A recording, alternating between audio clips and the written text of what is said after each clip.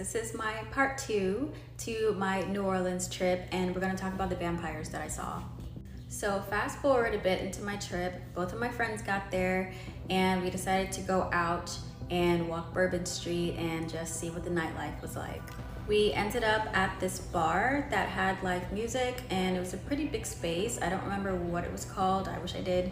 But when you walk in, there's like the bar on the side, and then this is what caught my eye at first. There was this table in the back right corner that a lot of people were sitting at, and they were sitting like on top of the table and on the actual like benches of the table. Their vibe was completely different than everyone else's in the room. It was just kind of, the only way that I can describe it, it was like a still darkness. It was just kind of off.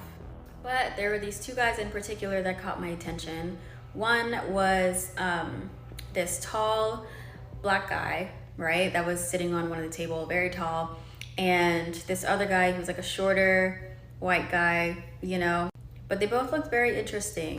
But I turned back towards the bar so that I can grab my drink and talk to my friend that was next to me.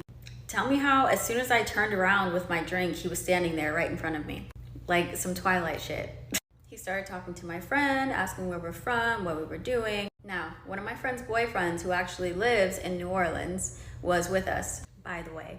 But anyway, this vampire dude and his tall friend convinced my friends, not me, that we needed to go to this bar. I think that's one of the oldest bars that's in New Orleans. And they have this unlisted shot that you have to ask the bartender for that's not on the menu.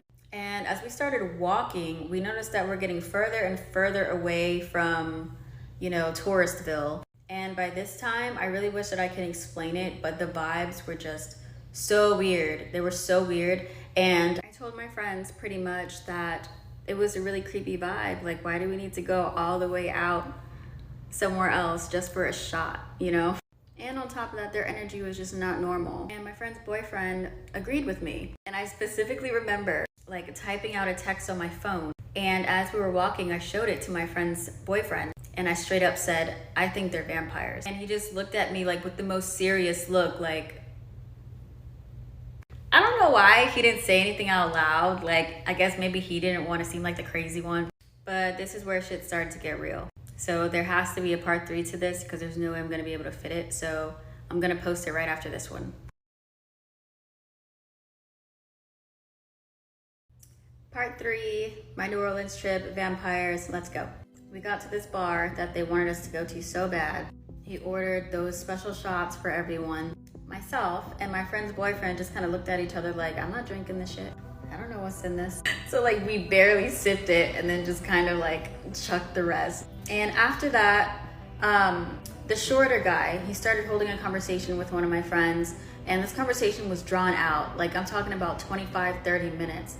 But the conversation was only about her, like her life, what she's doing. Every time she tried to ask him something about his life, he deflected it.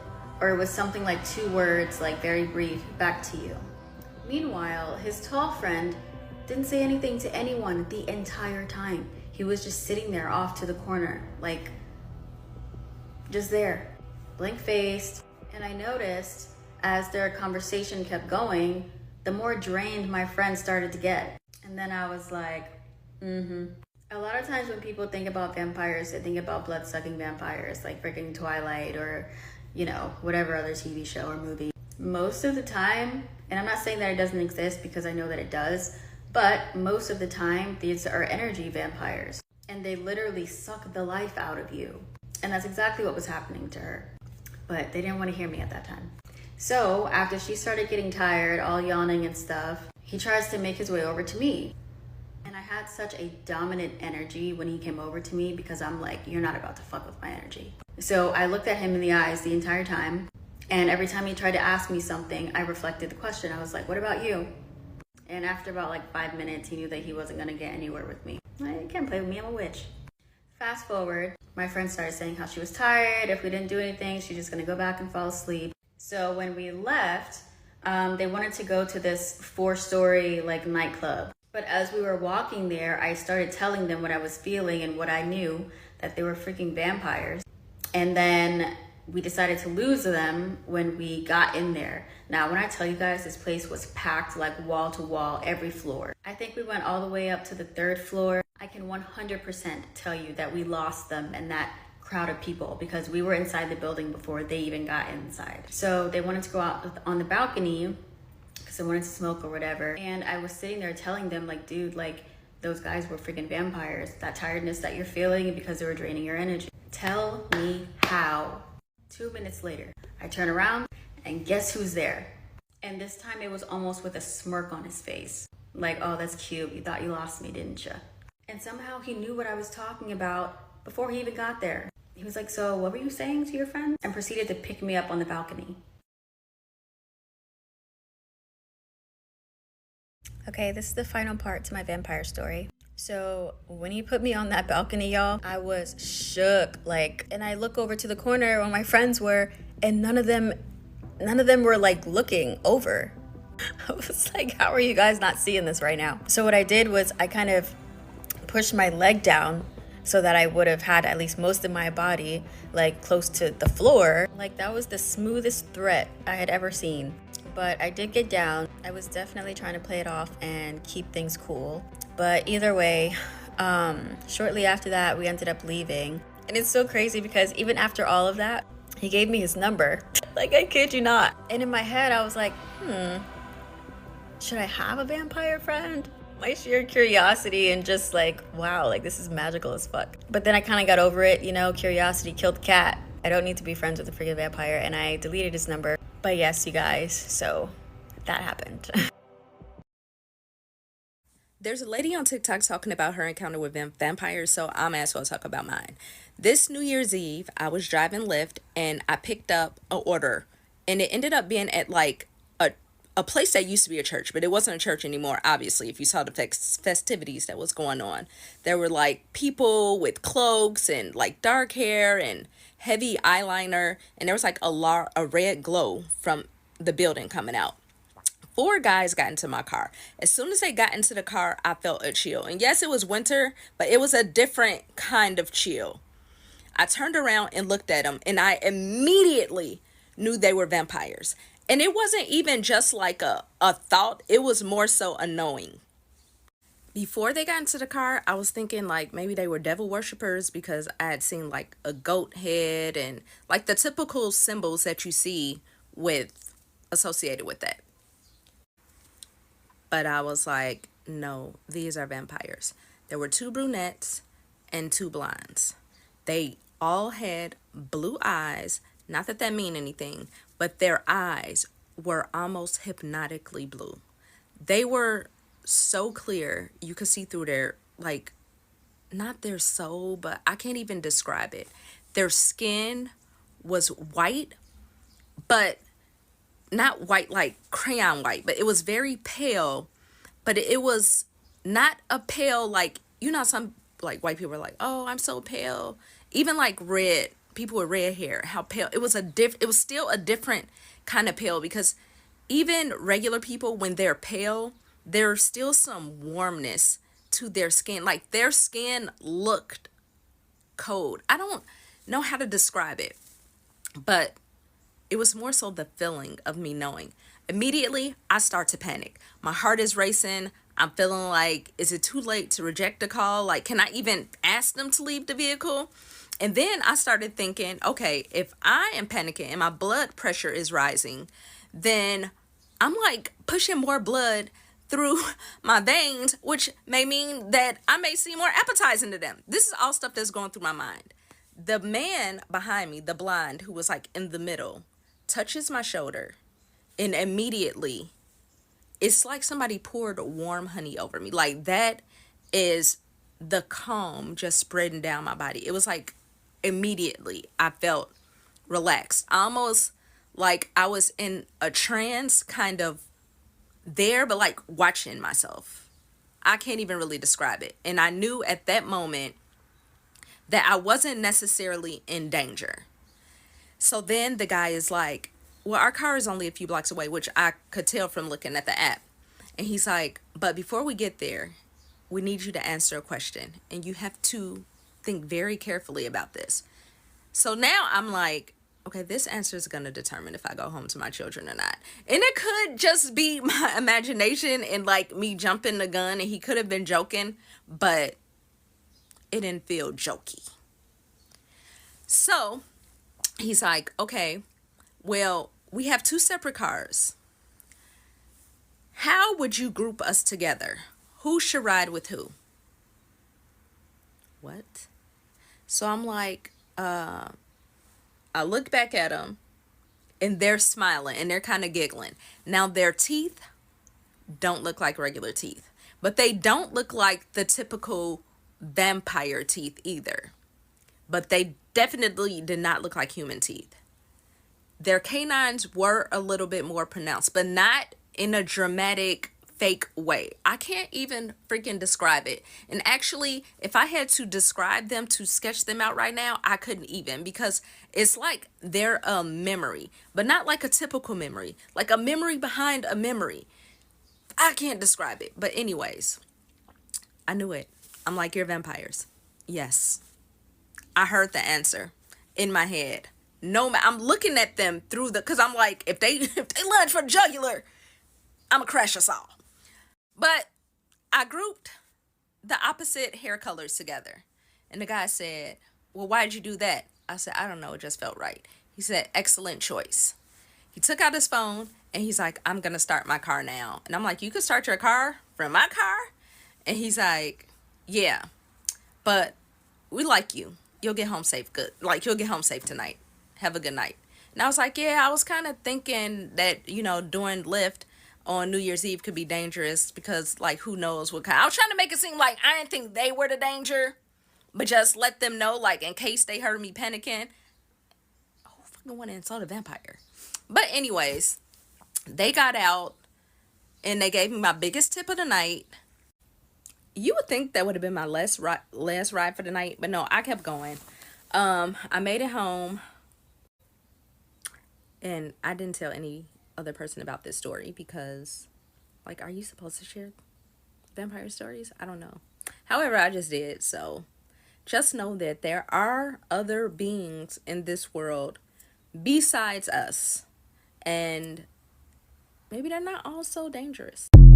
Want to get creeped out? For those of you who don't know, I've been doing research on creepy folklore, creepy creatures, kind of from around the world. While doing this research, I came across real vampires. I read about a man named John Browning, who was an American writer and scholar, and he actually researched real vampires for years. Now, no, these are not supernatural beings that can turn into bats and sparkle in the sunlight. I don't know how they feel about garlic. Was I disappointed about this? Not really sure. My favorite vampires are from What We Do in the Shadows. If you haven't seen it or watched it, you need to. It's hilarious. So John had been searching for real vampires for a very long time, and he finally found one in a clothing store in the French Quarter of New Orleans. A woman came into the store with 2 teenage boys, and the shop owner let John know that this was the person he was looking for. John decides to strike up a conversation with this lady and let her know that he is studying real vampires. During this conversation, she did smile, which revealed 2 teeth filed down to look like fangs. John did give her his number, but she never got back to him. Luckily, a few weeks later, he met some more real vampires in a nightclub in New Orleans. And a few weeks after that, he met what is called an elder vampire, and this was an older man who was a real living vampire. This gentleman invited John to NOVA meetings, and NOVA stands for New Orleans Vampire Association. This is where John started his 5-year study of real vampires, and I'm going to share some of that study with you.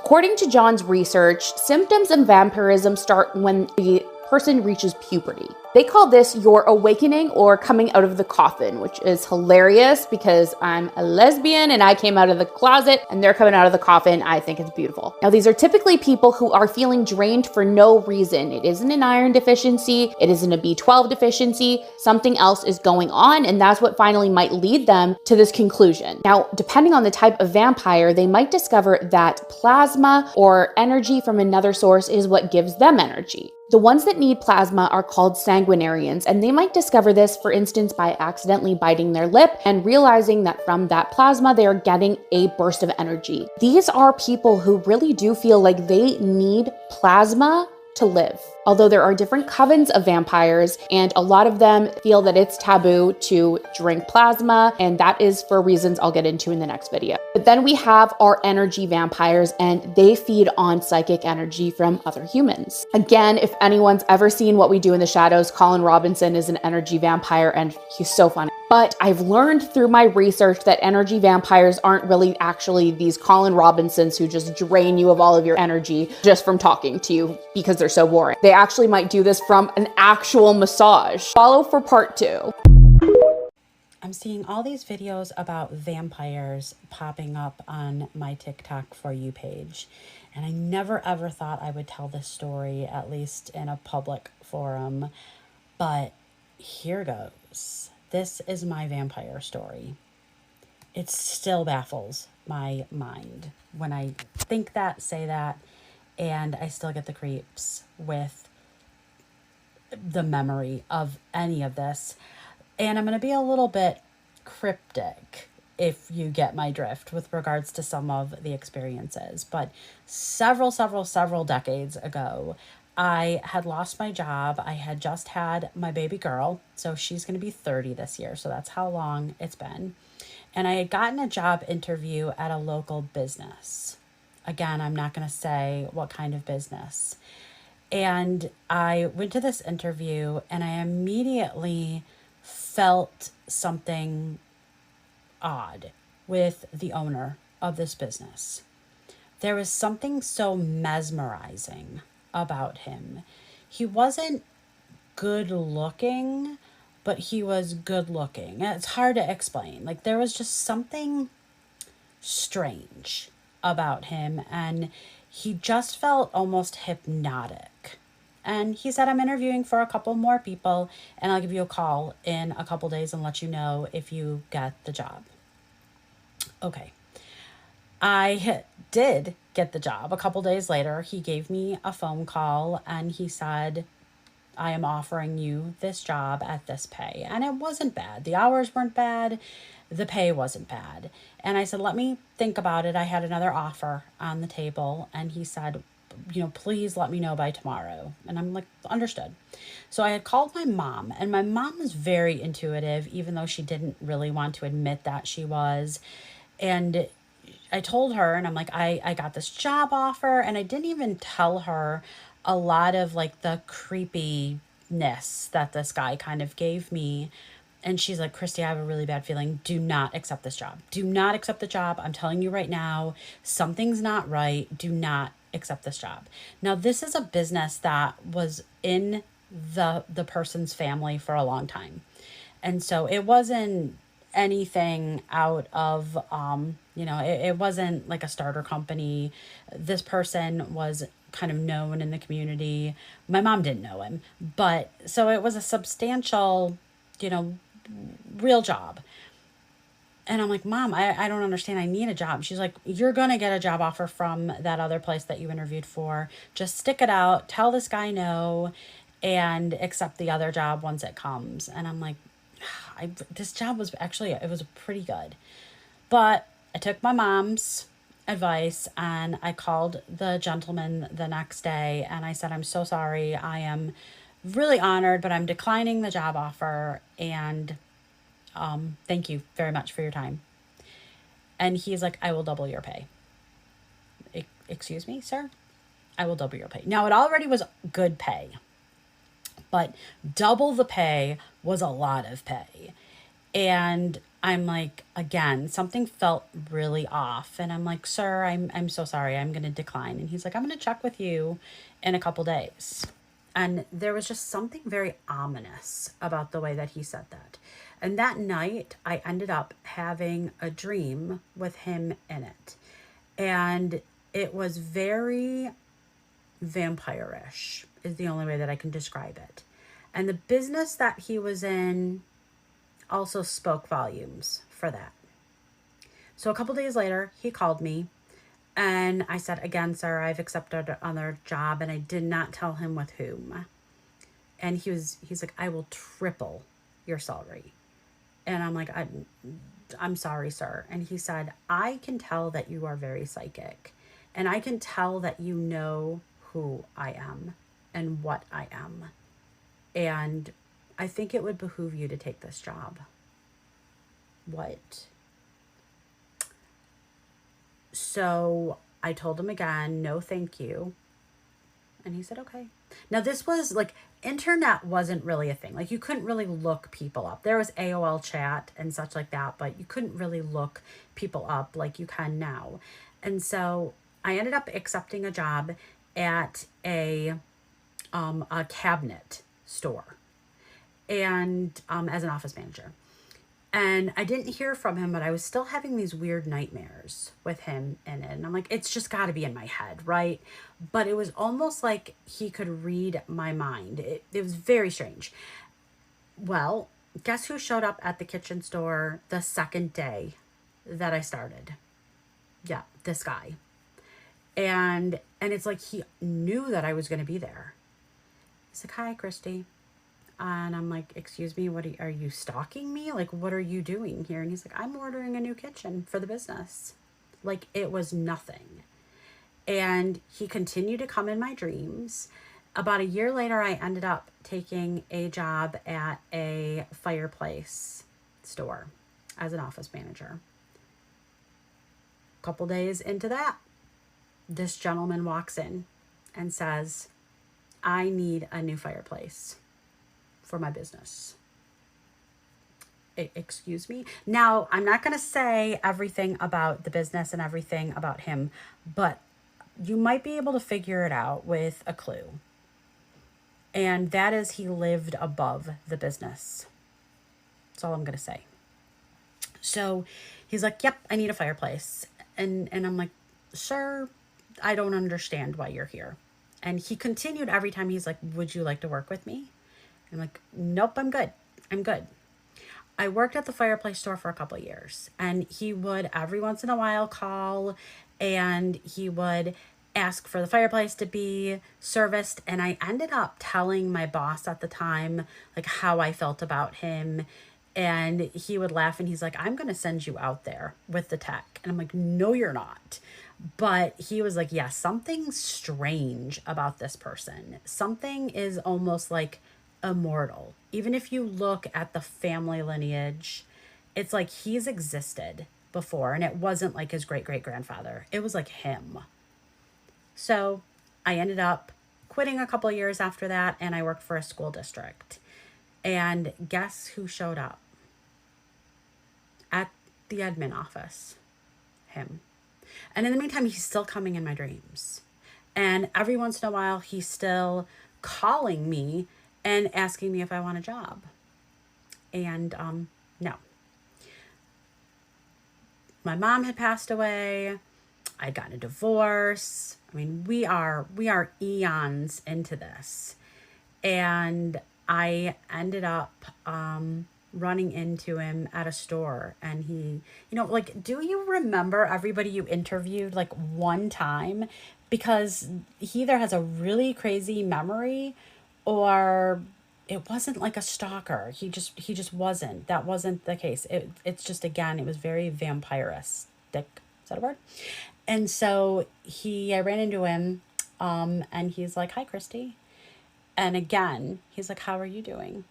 And it was just very kind of Norman Bates creepy. I ended up in the job that I'm in now. I'm a professional psychic medium. I ended up having to go to a competitor of his to work on a case. And we ended up talking about this gentleman and his business.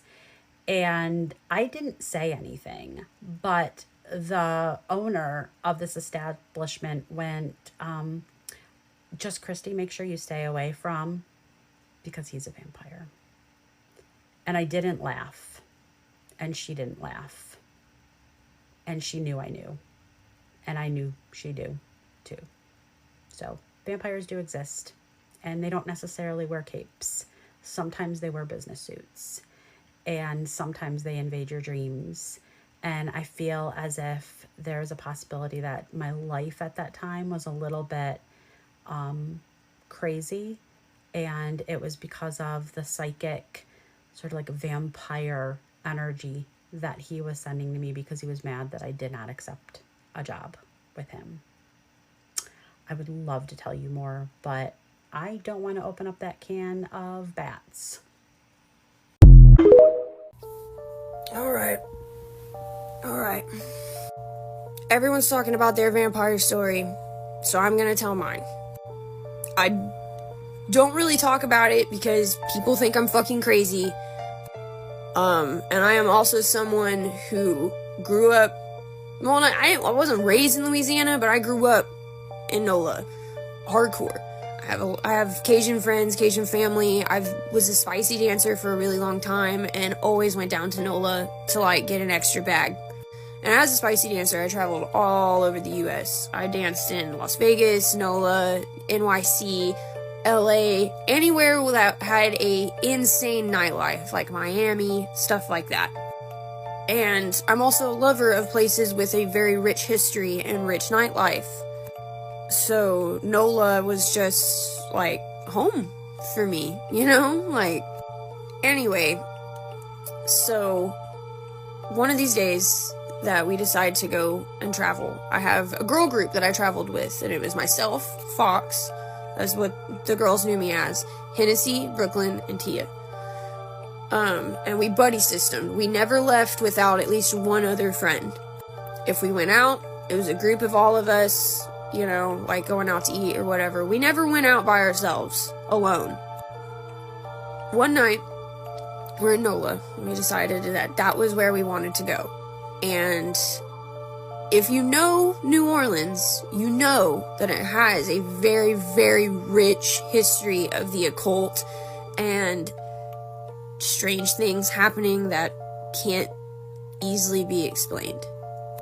And I know from my childhood and the things that I've seen that everyone kind of just brushed under the rug and was like, no, you didn't.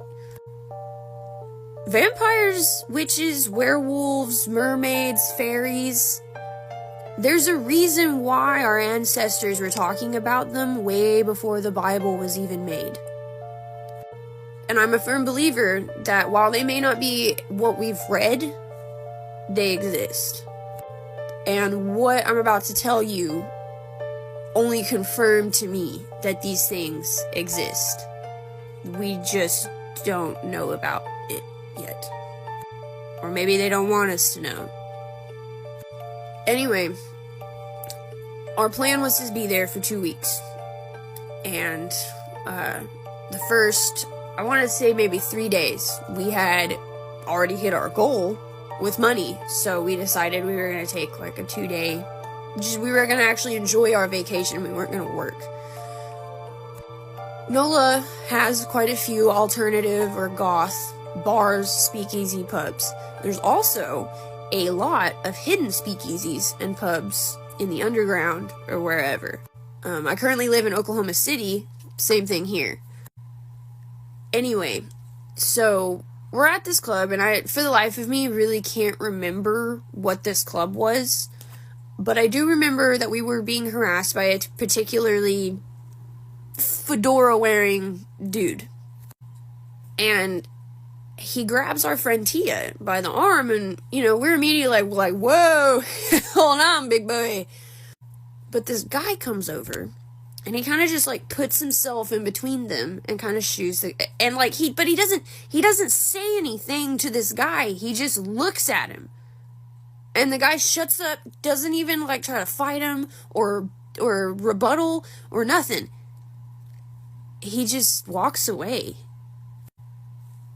I didn't necessarily think it was a little weird at the time, you know, because I was like, well, obviously, like, that guy could have gotten his ass kicked by our savior over here, you know. But when I looked at our savior or whatever, our guy, our knight in shining armor for the day, he was so beautiful, it was unsettling. Like, do you get what I mean? Like, he didn't look real.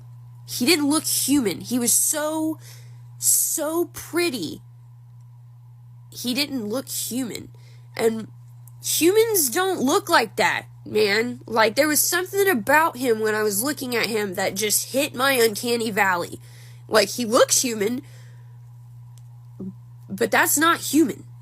Like, you know the lady on the flight, that motherfucker back there is not real? That's how I felt. Now, granted, this was years ago, but, like, when that video went viral, I felt her, because I went through that shit. And I immediately was looking at my friends like, y'all see this shit too, right? Like, I'm not the only one. His eyes were they were a color of green that I had never seen before. Like, they were, like, it was like hypnotic. Like, when you looked in his eyes, it was like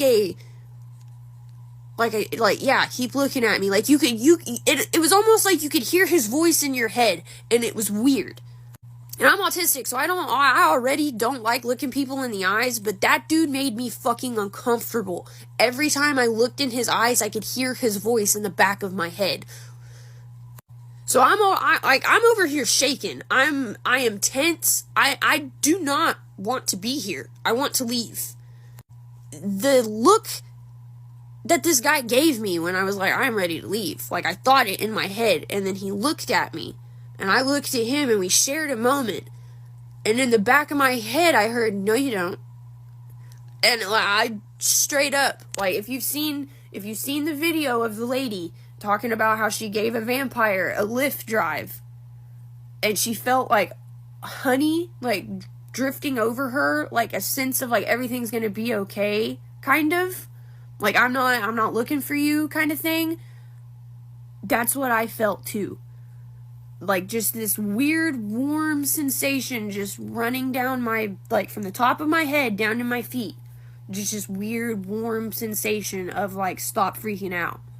You're gonna make this harder on everybody if you don't stop freaking out. So, at this point, I calmed down, because I've watched enough true crime docs to know that panicking's not gonna get anybody anywhere. I start devising a fucking plan, because in my mind, I'm not really thinking this dude's a vampire at this point. I'm really just thinking this motherfucker is going to kill us.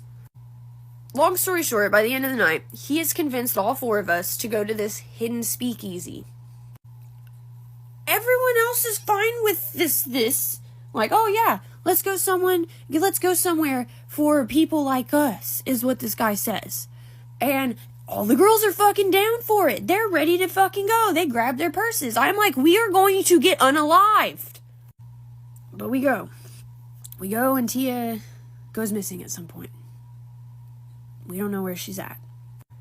The guy that brought us here is also gone, and last we saw, he was with her. So already I'm freaking out. And I take a look around the room,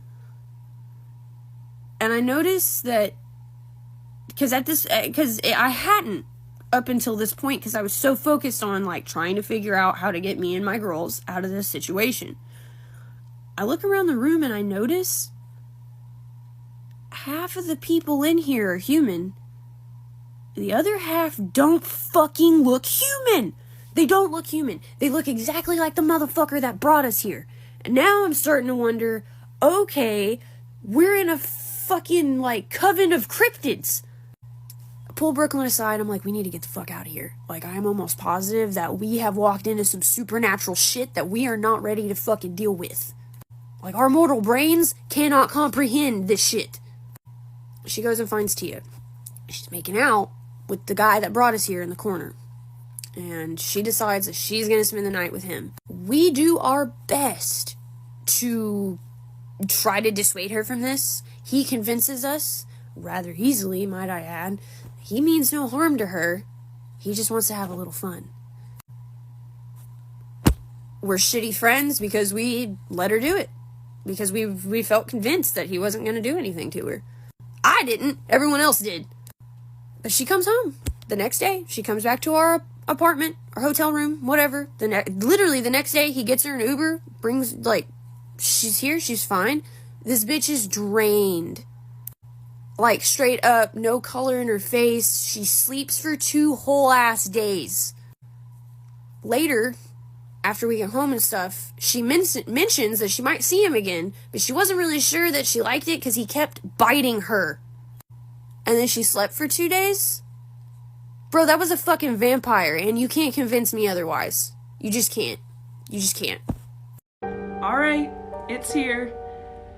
This is the time I am 99.9% certain I came into contact with a real-life vampire.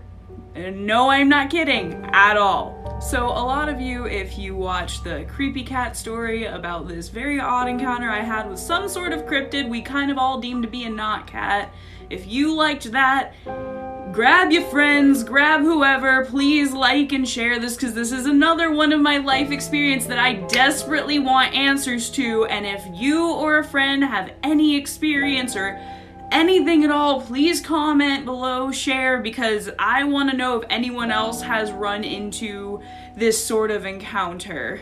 So I'm gonna start this off by saying it is already 8 times creepier than the cat story because I was with somebody else the entire time. This is a real person, pretty sure they're still alive today. We haven't talked in a while, but there was someone else with me the entire time, meaning this was not a dream.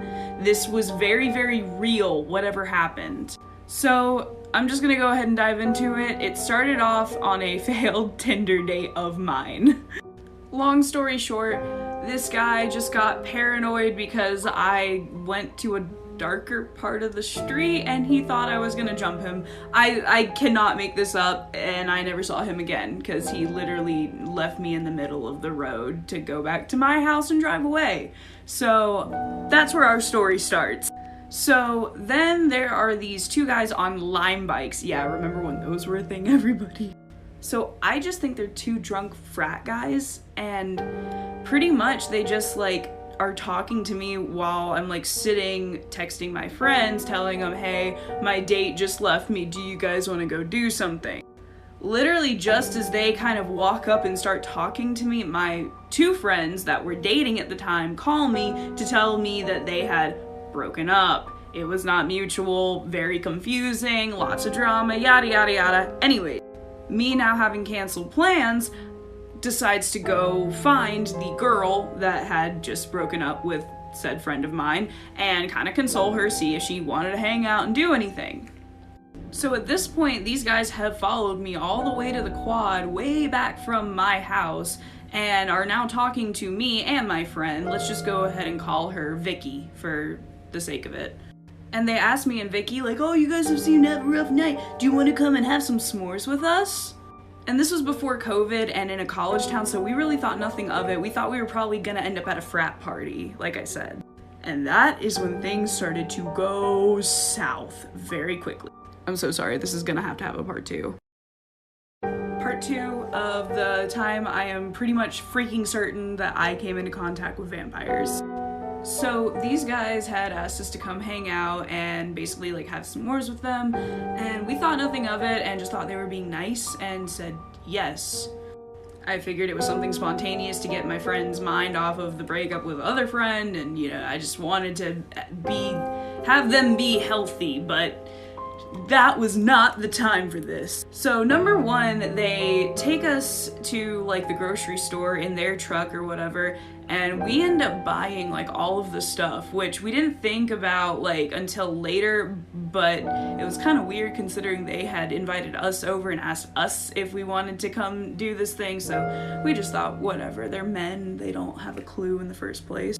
And then we get back to what I guess was their house, and we don't go inside, we just go straight back to the bonfire that is already lit. Let me say that again. There was nobody there, and there was a fire already lit, kindled, started, and going as we walked up.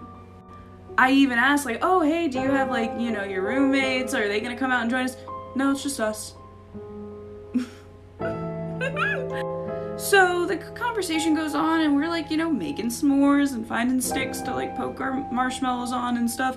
And then the vibes shifted.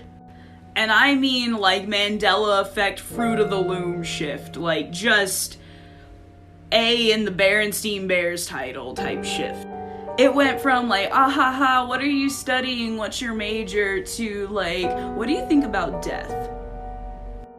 So at this point, I'm just trying to kind of like do the be so creepy that eventually they'll ask you to leave type shtick. Yeah, I should not have done that. At this point, I have already texted 2 of my friends, hey, you need to come over to my side of town now. These guys were literally 2 streets away from me. Like, thank God they did not see where I came from when I was out skating earlier, because they were 2 streets away from my house. They had no idea. So I'm texting my friends, like, you need to come near my house, we are going to bolt, and we are going to jump in your van, and we are going to drive away. So I go back to doing the whole, like, be creepy and weird them out more than they're weirding me out, until he goes, like, yeah, sometimes we like to drink blood. And me thinking it's a joke still, ha ha ha ha, yeah, I drink blood all the time. And he just kept getting this smug grin on his face, like, oh, really? I'm sorry, there's so much. Part 3. Part 3 of the time I'm certain I saw a vampire at one point. Yeah, alright, here we go. Part 3. So now we're at the point that these guys that have picked me and my friend Vicky up to come hang out and have s'mores are sitting in their backyard just creeping us out. The conversation and vibes went south. They're asking us all these weird questions. They're talking about like just some really dark cryptid stuff, and just their responses to things were very weird. The eye contact, the pauses, laughing at things that like weren't really that funny in my opinion. And then it got to the point where, as I'm texting my friends for a getaway plan because we are going to run any second that we get, this guy asked if I had ever drank blood before, and me trying to be, you know, funny and creep him out more than I'm just like peeing my own pants right now. I'm like, oh yeah, haha, I drink blood all the time. And he says, oh really? 'Cause we do, me and him. I drink my own blood, he drinks my blood, we drink each other's blood. And I mean dead serious, like unwavering. At this point, I'm nervously laughing. The safe word in our friend group had been pineapple for like as long as I was in college, so I casually work it into a sentence, and before I can even finish saying the sentence, he goes, is that your safe word? Like, and then just silence. Just everyone out there, silence, until we realized that the second guy had like gone into the house or something, but I didn't see him like go in the door. I just see him coming back from the house, because apparently he had disappeared at some point in the back and forth between me and this guy. So we're talking about all this. I'm about to just grab my friend and start running, because we are both looking at each other like, you have got to be kidding me. Mans that has come back from the house has a medical catheter in his hand, a needle attached to a long tubing like an IV. And in the middle of this conversation, as this guy is like, is that your safe word? Plunges the needle into his arm. I see blood come out of his arm. He flips the tubing around and it starts spraying in his face. That was the moment we ran. That was the moment it wasn't funny anymore. We just exit, bye, good night. Thank God that my friends were ready at the top of that street to drive us far, far away from my neighborhood, because I did not want those guys knowing that I lived that close to them. I could see my house when we were in their backyard. Part 4 of the time I met real life vampires. So if you haven't watched this series, go back on my page and watch the last 3 videos and you'll kind of know where we're at better. Long story short, I met these creepy dudes out one night and they came to console my best friend with me, ended up inviting us back to their place for s'mores, and then asking if we had ever drank blood before, and then they started drinking their own blood and we ran away. Okay, cool, awesome. So we jumped in my friend's van and I told them to drive us to the park, because these guys lived 2 streets away from me. I could practically see my house from the backyard that we ended up going to, and I didn't want to go right back there in case they saw us, because then they could kind of just roll up and finish the job. So me and my friend are like shaking, almost like crying at this point because we are just so freaked out at what just happened. And I thought surely, you know, I would see these guys again. A few hours went by, we stayed at the park.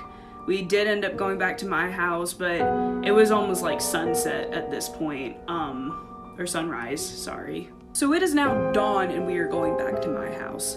I decided to like lay low for a couple of weeks because surely like I would see them. This town was small, it really only was made up of things functioning around the school, like the students and the faculty. So with them being 2 streets over from me, we're basically neighbors. Like I was bound to see these guys again. I even had a skate route on that street that I passed by every day for speed runs. I never saw that white truck again, ever. It was never at that house again. So at this point, I'm convinced that we were in some random person's backyard. Like, I don't even think this was their house. So yeah, I never saw or heard from them again, but I was with another person the whole time. This is a real story. I still have the text messages, I think, from the night it happened. Also, I'm gonna do like a conclusion and like theory on like, in my opinion, what might have happened as kind of like a cap to all of this. I'm really glad you guys enjoyed this terrifying story. And I just want to clarify one thing for everyone that are like, oh my god, this is so hot. These men were crusty. Like, I hate to even say it because like the case breaks my heart, but Brian Laundrie vibes. Like balding, weird, just kind of sketchy all around. This ain't no Edward Cullen shit, baby. What's goody, y'all? I saw that vampire stories was kind of trending, and I realized that I definitely have a vampire story. It's a little different than probably what y'all think it's gonna be, but let's get into it. All right, so my early 20s. I ended up going to the strip club one night I had a friend that danced at that strip club, and she was like, come kick it with me tonight at the strip club. Bet. Might as well. In my 20s, that's all I did was in the strip clubs. I was just in the strip clubs. You know what I'm saying? So, we go to the strip club. And, strip clubs are always a vibe. You know what I'm saying? Good food.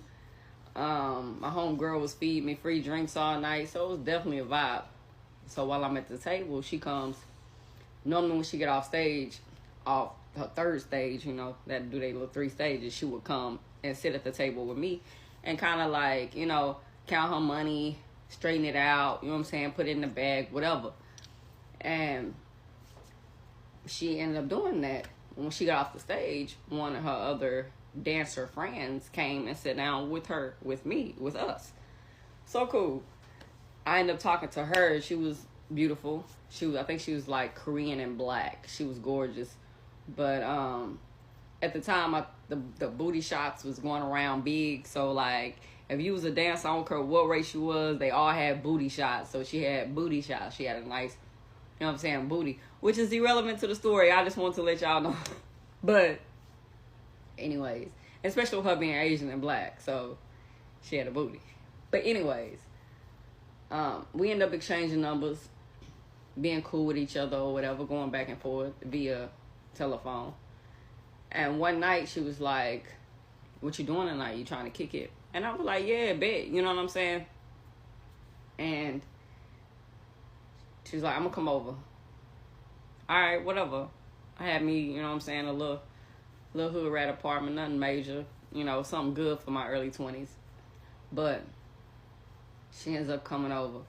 She bought some alcohol. I already had some alcohol. I keep tequila in the house. So I already had some alcohol too. We were just vibing, watching TV, you know what I'm saying? Just talking. All of a sudden, you know what I'm saying? She started kissing me and started going down. I'm like, oh, so she came over here for that. Like, the first time we met, you know what I'm saying? Actually, like, linked, you came over for that, which is cool, you know what I'm saying? Because I'm a Scorpio, so I probably been talking my way into it anyways. So we started making out, going at it. Like it was kind of wild. It was a kind of intimacy that would like go real slow and passionate, then all of a sudden it would go fast, and then it'll go slow and fast, and then it'll go fast. And I remember that because I think that was like the only time that I ever had intimacy like that. It was like we felt, it was like doing it with somebody that you've been wanting to do it with for so long. You've been wanting to just touch. But it hadn't even really been so long. I think me and her had talked for like 2 weeks before she even came over. So it wasn't like so long. I think it was just like we just really wanted each other. I don't know what it was. But in the midst of me and her doing what we was doing, I remember she was sitting in my lap and I was holding her like this. And I was like, you know how you like nibble on their shoulders? I was like nibbling on her shoulder, right? And I'm nibbling, then the harder my nibble got, the louder she was. The more you could tell she was getting to it. So I was going harder, like to the point where I was biting. And as I'm biting down, you know, like it's a certain bite that you would do, but you wouldn't go all the way down. Like I was biting really hard, but I wasn't going all the way down. And it was like the harder I was biting, the more she was saying harder, harder, harder. And she was getting into it more and more and more. So I had already bit down to the point where I could feel my own teeth kind of clenching in. And she was like, and she said, no, come on, bite. And I bit. When I bit, I tasted something in my mouth. And I pulled back. And I said, oh, I think you're bleeding. And she said, suck it. And y'all, early 20s, just wilding out, you know what I'm saying, on some whole next level. I started sucking, and like I probably sucked up for probably about 5 minutes, y'all. I probably sucked for like 5 minutes, so it's just like really just getting in my mouth. I'm really just drinking her blood at this point. And oh my God, I can't believe I'm even telling y'all this. Anyway, so we end up, she got up and she's like, oh my God, like that was the best I've ever had. Like she just was talking, just kind of hyping my head up, you know what I'm saying? Like my head would get a little bit.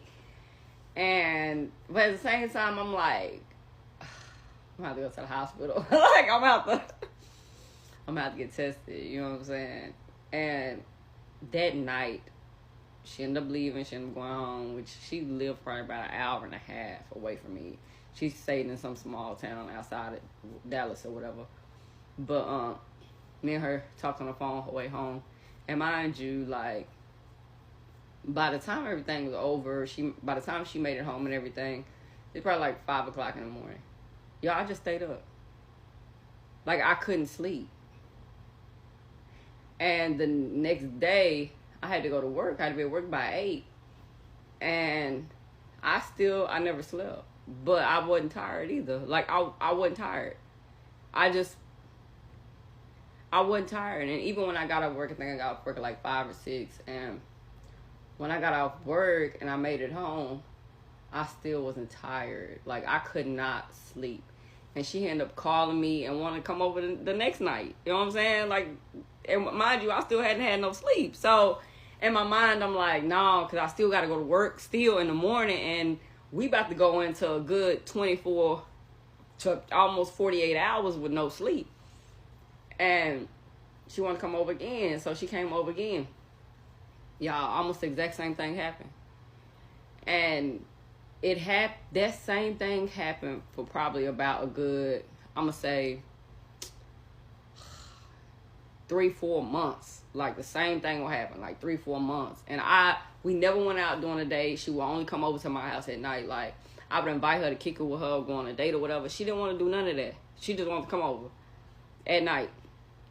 And I think I went almost 3 days without sleep before I actually got tired. And I don't know, I just kept feeling different. Like, I wasn't really tired. Water felt different to me. Food tasted different.